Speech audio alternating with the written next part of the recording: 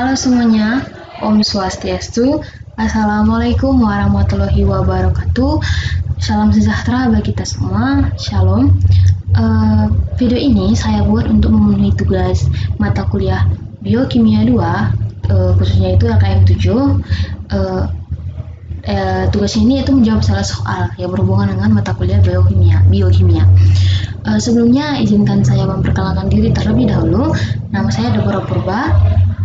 NIM saya 1813031030 dari kelas 5B Pendidikan Kimia Universitas Pendidikan Ganesha.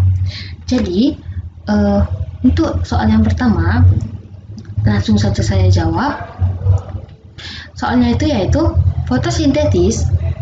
Fotosintesis adalah suatu proses biokimia pembentukan karbohidrat dari bahan anorganik yang dilakukan oleh tumbuhan, terutama tumbuhan yang mengandung zat hijau daun, yaitu klorofil.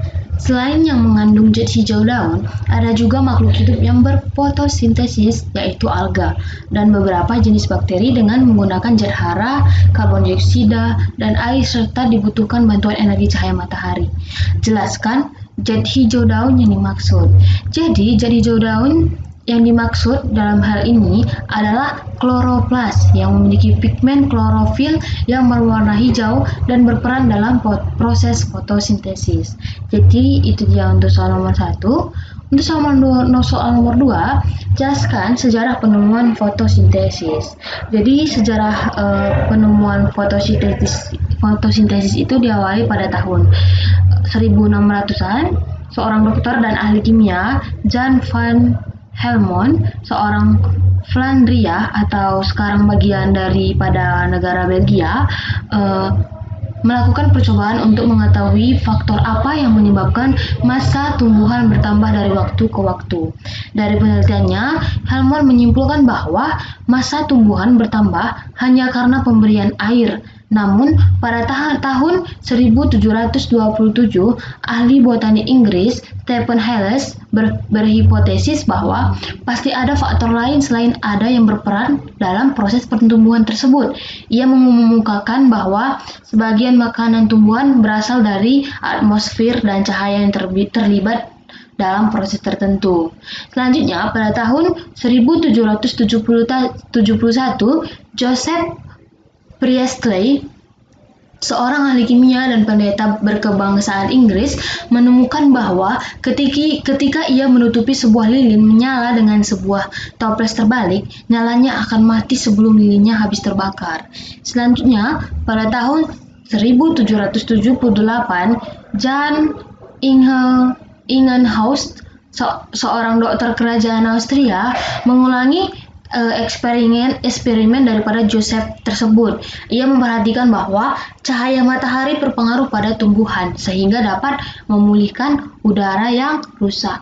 Ia juga menemukan bahwa tumbuhan juga mengotori udara pada keadaan gelap sehingga ia lalu menyarankan agar tumbuhan dikeluarkan dari rumah pada malam hari untuk mencegah kemungkinan meracuni penghuninya. Jadi ini penyebabnya itu kenapa banyak orang yang berpendapat bahwa pada malam hari tumbuhan yang ada dalam ruangan itu akan menyerap sebagian besar daripada oksigen. Selanjutnya pada tahun 1782 akhirnya seorang pastor Prancis, Jean Senebier, menunjukkan bahwa udara yang dipulihkan dan merusak itu adalah karbon dioksida yang diserap oleh tumbuhan dalam fotosintesis. Jadi Jane ini adalah yang mengungkapkan dari semuanya. Tidak lama kemudian Theodore de Saussure berhasil menunjukkan hubungan antara hipotesis daripada Stephen Hale dengan percobaan pemulihan udara. Ia menemukan bahwa peningkatan massa tumbuhan bukan hanya karena penyerapan karbon dioksida, tetapi juga pemberian air melalui serangkaian eksperimen. Inilah akhirnya para ahli berhasil menggambarkan persamaan umum dari fotosintesis yang menghasilkan makanan seperti glukosa pada tumbuhan. Jadi itu dia untuk sejarah penemuan daripada fotosintesis. Yang soal nomor 3 yaitu uraikan dengan jelas perangkat fotosintesis dalam tumbuhan. Jadi perangkat fotosintesis dalam tumbuhan itu ada 3, yaitu yang pertama fotosistem. Fotosistem adalah suatu unit yang mampu menangkap energi cahaya matahari yang terdiri dari klorofil A, kompleks antena, dan akseptor elektron. Di dalam kloroplast terdapat beberapa macam klorofil dan pigmen lain seperti klorofil A yang berwarna hijau muda, klorofil B berwarna hijau tua, dan karotin yang berwarna kuning hingga berwarna jingga. Pigmen-pigmen tersebut berkelompok dalam membran tilakoid dan membentuk perangkat pigmen yang berperan penting dalam proses fotosintesis. Fotosistem sendiri dapat dibedakan menjadi 2, yaitu fotosistem 1 dan fotosistem 2. Pada fotosistem 1, penyerapan energi cahaya dilakukan oleh klorofil A yang sensitif terhadap cahaya dengan panjang gelombang 700 nanometer, sehingga klorofil A disebut juga P700. Energi yang diperoleh P700 ditransfer dari kompleks antena.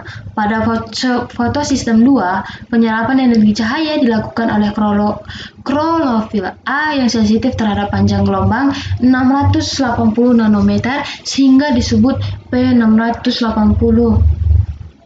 Dan P680 yang teroksidasi merupakan agen pengoksidasi yang lebih kuat daripada P700 dengan potensial redoks yang lebih besar. Akan cukup elektronegatif untuk memperoleh elektron dari molekul-molekul air. Yang kedua yaitu perangkatnya berupa kloroplast. Kloroplast terdapat pada semua bagian tumbuhan yang berwarna hijau, termasuk batang dan buah yang belum matang. Di dalam kloroplast terdapat pigmen klorofil yang berperan dalam proses fotosintesis. Kloroplast mempunyai bentuk seperti cakram dengan ruang yang disebut dengan stroma. Stroma ini dibungkus oleh 2 lapisan membran. Membran stroma ini disebut dengan tilakoid, yang di dalamnya terdapat ruang-ruang antar membran dan disebut dengan lokuli. Di dalam stroma juga terdapat lamela-lamela yang bertumpuk-tumpuk membentuk grana atau kumpulan daripada granum. Granum tersendiri terdiri atas membran tilakoid yang merupakan tempat terjadinya reaksi terang dan ruang tilakoid yang merupakan ruang di antara membran tilakoid. Bila sebuah granum disayat, maka akan dijumpai beberapa komponen seperti protein, klorofil A, klorofil B, karotenoid, dan lipid. Secara keseluruhan, stroma berisi protein, enzim, DNA, RNA, gula fosfat, ribosom, vitamin-vitamin, dan juga ion-ion logam seperti mangan, besi, maupun tembaga. Jadi itu dia untuk perangkat yang kedua. Perangkat yang ketiga yaitu pigmen. Proses fotosintesis tidak dapat berlangsung pada setiap sel, tetapi hanya pada sel yang mengandung pigmen fotosintetik. Sel yang tidak mempunyai pigmen fotosintetik tidak mampu melakukan proses fotosintesis. Di dalam daun terdapat mesofil yang terdiri atas jaringan bunga karang dan jaringan bunga pagar. Pada kedua jaringan ini terdapat kloroplast yang mengandung pigmen hijau klorofil. Pigmen ini merupakan salah satu dari pigmen fotosintesis yang berperan penting dalam menyerap energi matahari. Jadi itu dia untuk soal nomor 3. Selanjutnya itu soal nomor 4. Jelaskan kloroplast yang berfungsi sebagai organel utama terjadinya fotosintesis. Untuk jawabannya yaitu pada sel tumbuhan, kloroplast adalah bagian tumbuhan yang mengandung klorofil. Peran kloroplast sangat penting bagi tumbuhan. Adapun fungsi daripada kloroplast yang paling utama adalah sebagai tempat terjadinya proses fotosintesis pada tumbuhan untuk menghasilkan makanan dan energi. Selain itu, ada juga beberapa fungsi daripada kloroplast lainnya seperti sebagai salah satunya tadi yaitu sebagai tempat terjadinya fotosintesis. Yang selanjutnya, fungsi kloroplast pada tumbuhan yang paling utama adalah untuk membuat makanannya sendiri. Reaksi fotosintesis ini terjadi pada membran internal dalam organel. Kloroplast juga berfungsi sebagai organel penghasil energi. Masih berkaitan dengan fungsi kloroplast sebagai tempat terjadinya fotosintesis, maka otomatis organel ini juga berfungsi menghasilkan energi bagi tumbuhan. Kloroplast mengkonversi sinar matahari, air, dan karbon dioksida menjadi makanan dan energi bagi tumbuhan. Jadi itu dia mengenai penjelasan mengenai kloroplas. Selanjutnya yaitu menjelaskan siklus Calvin yang sudah gambarnya tersedia di layar sebelah kiri. Siklus Calvin adalah reaksi pembentukan glukosa melalui reaksi kimia yang mengubah CO2 dan beberapa komponen menjadi gliseraldehida 3-fosfat. Prosesnya, siklus Calvin tidak membutuhkan cahaya atau terjadi secara reaksi gelap, dan tempat terjadinya siklus Calvin tepat di stroma. Beberapa tahapan siklus Calvin, diantaranya yang pertama, fiksasi karbon.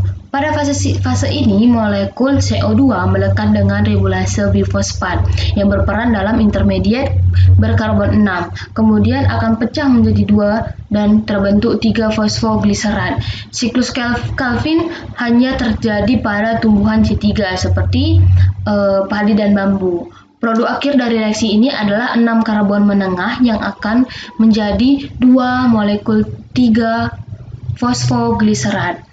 Yang kedua, tahapannya itu reduksi. Reaksi terang yang menghasilkan ATP dan NADPH2 selanjutnya digunakan untuk konversi 3-fosfogliserat menjadi gliseraldehida 3-fosfat. Prekursor karbohidrat 3 karbon menjadi gliseraldehida 3-fosfat. Prekursor karbohidrat 3 karbon menjadi glukosa dan gula lainnya.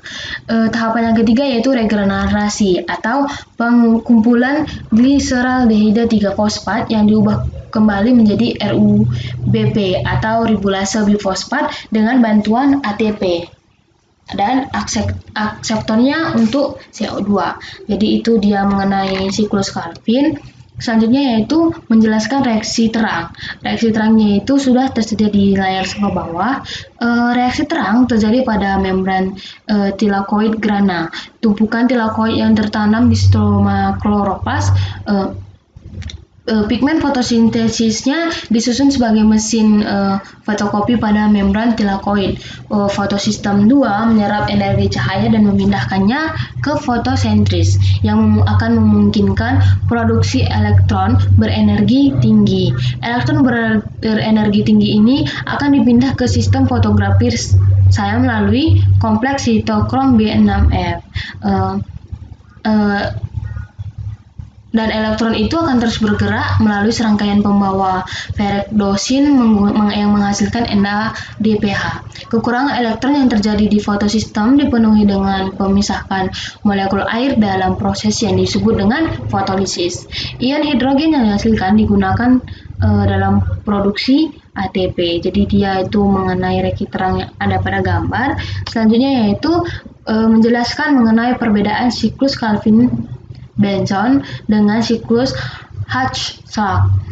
Perbedaannya itu siklus Calvin beroperasi di semua tanaman, sedangkan untuk siklus Hatch beroperasi hanya pada tumbuhan yang umum ditemukan di daerah tropis. Siklus Calvin, akseptor CO2 utama adalah fosfat biribulosa, sedangkan untuk siklus Hatch, akseptor CO2 utamanya adalah fosfoenol asam pirufat. Siklus Calvin sendiri produk stabil pertamanya yaitu senyawa asam fosfogliserat, sedangkan siklus Salk ini produk yang stabilnya pertama itu adalah senyawa daripada asam asetat.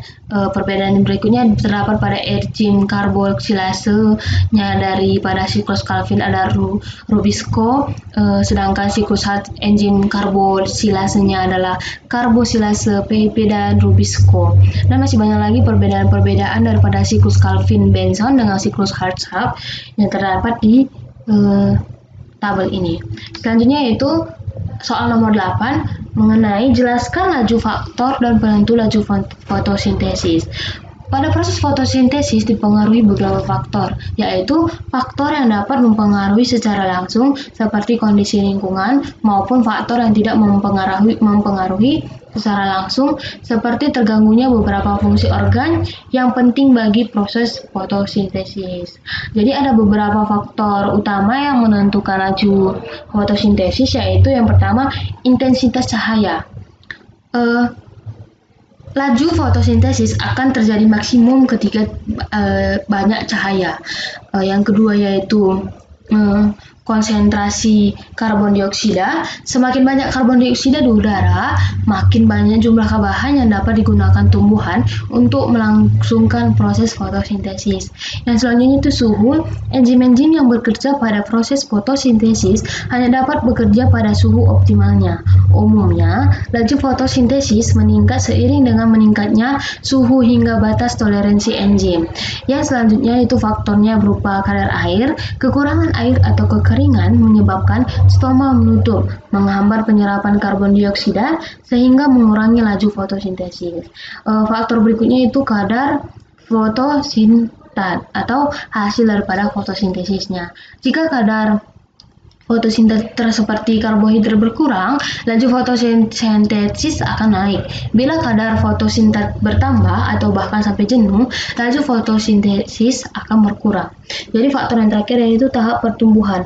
Penelitian menunjukkan bahwa laju fotosintesis jauh lebih tinggi pada tumbuhan yang sedang berkecambah ketimbang tumbuhan dewasa. Hal ini mungkin dikarenakan tumbuhan berkecambah memerlukan lebih banyak energi dan makanan untuk tumbuh. Jadi itu dia faktor utama yang menentukan laju daripada proses fotosintesis. Lanjut itu soal nomor 9, yaitu apa hasil pesan dari respirasi tanaman. Artikel yang sudah tersedia di layar. Dijelaskan ada dua faktor yang mempengaruhi reaksi respirasi tumbuhan, yaitu pengaruh fotosintesis atau pengaruh biomasa tumbuhan. Ada dua hipotesis berdasarkan perhitungan dalam percobaan yang dilakukan terhadap sampel hutan yang memiliki tumbuhan biomasa dengan dua kadar yang berbeda, yaitu hipotesis yang mendukung bahwa respirasi tumbuhan dipengaruhi oleh fotosintesis, atau jika pergantian kehidupan biomasa tersebut berlangsung cepat, maka akumulasi pernapasan biomasa sangat rendah, sehingga pernapasan tumbuhan didasarkan pada pengaruh fotosintesis, dan hipotesis yang mendukung bahwa respirasi tumbuhan dipengaruhi oleh biomasa, atau jika pergantian kehidupan biomasa tersebut berlangsung lambat, artinya akumulasi pernapasan biomasa sangat tinggi, sehingga pernapasan tumbuhan didasarkan pada pengaruh biomasa. Namun, percobaan dinyatakan tidak cocok karena memisahkan variabel tersebut yang seharusnya satu hipotesis yang saling bertolak belakang, sehingga kesimpulan daripada artikel ini adalah proses respirasi tidak hanya dipengaruhi dari salah satu variabel tersebut, atau yaitu antara fotosintesis maupun biomasa, namun dipengaruhi oleh keduanya dan juga kebutuhan pencadangan daripada tanaman. Jadi itu dia untuk soal nomor 9. Selanjutnya yaitu menjelaskan mengenai gambar yang ada dari jurnal yang sudah tersedia di layar untuk nama jurnalnya. Jadi gambar 1 itu pada gambar A dijelaskan melalui grafik mengenai potensial redoks dari kofaktor yang bersesuaian dengan jalur pemisahan dan transport muatan. Sedangkan pada gambar B dijelaskan melalui siklus keadaan transisi dari kelima intermediat dari S atau S1, S2, S3 sampai S0 bersama dengan reaksi redoks dan pelepasan proton. Sedangkan untuk penjelasan mengenai gambar 8, pada gambar A dijelaskan mengenai perubahan keadaan kimia dalam potensial oksidasi air yang stabil dan mekanisme deaktivasi.